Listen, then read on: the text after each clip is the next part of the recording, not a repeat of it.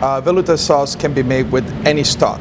It could be fish, it could be beef, chicken, it could be if you're a hunter and you love to hunt for deer, you can make deer stock and then make your veloute. So the veloute will take the name of any stock that you add to it. Today we're going to use beef stock. To start your veloute, we're going to need 2 ounces of flour. AP flour will work just fine. If you happen to have bread flour, that also works really fine. And we're going to use 2 ounces of butter to make the roux. The roux is very important in the kitchen. It's a way to thicken our sauces. So it starts with equal parts of flour and butter. We're gonna then mix it well, and then we're gonna take it onto the stove. You have to cook the roux a little bit. We are trying to remove that raw flour taste. So in order to do that, we're going to cook the roux a little bit until the blonde stage, and then we're gonna add the stock to it. The stock will simmer for about 45 minutes, and it's gonna achieve the proper consistency. Over gentle heat, we cook our roux to the blonde stage. Make sure that you don't overcook your roux. There is 3 different kinds of roux: white roux, blonde roux, and brown roux. The more you cook your starches, they will lose thickening power. So at this point, we're just gonna take it to the blonde stage. Your roux has to look the consistency of wet sand. If it is too thick, just add a little bit of clarified butter. Let me just show you how it is. If you really like your consistency, if they're a little bit thinner, but wet sand is the way it has to look.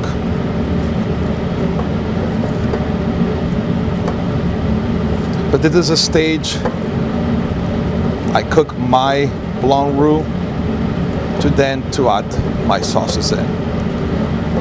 Roux is cooked. At this time, I'm going to add 1 quart plus 1 cup of stock.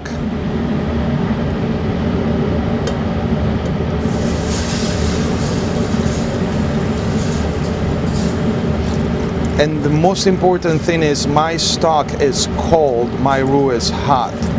Please don't try to add hot stock into hot roux, otherwise it will clump up and you're gonna end up with a sauce with lumps in it.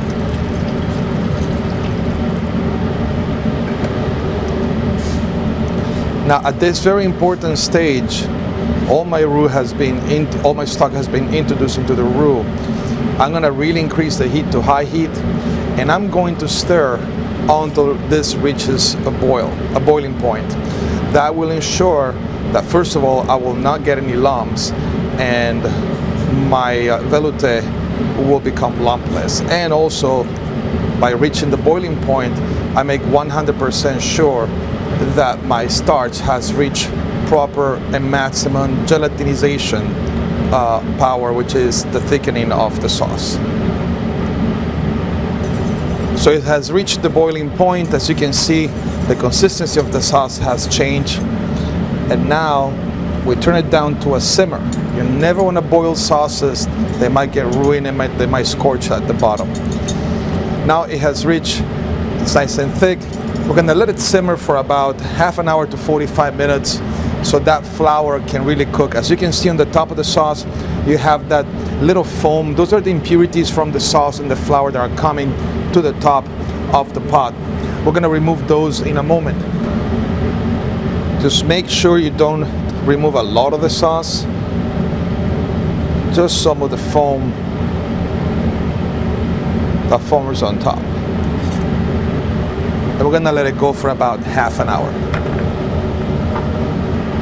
Okay, our sauce has been simmering for about half an hour.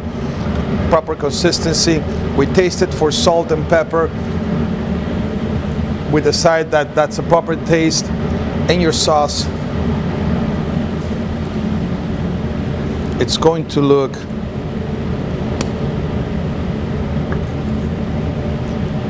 nice and velvety, no lumps. and it should reach what we call the nappe consistency, which we should easily cover the back of a spoon. As you run your finger, will leave a nice trail. And that is the proper consistency of a finished veloute.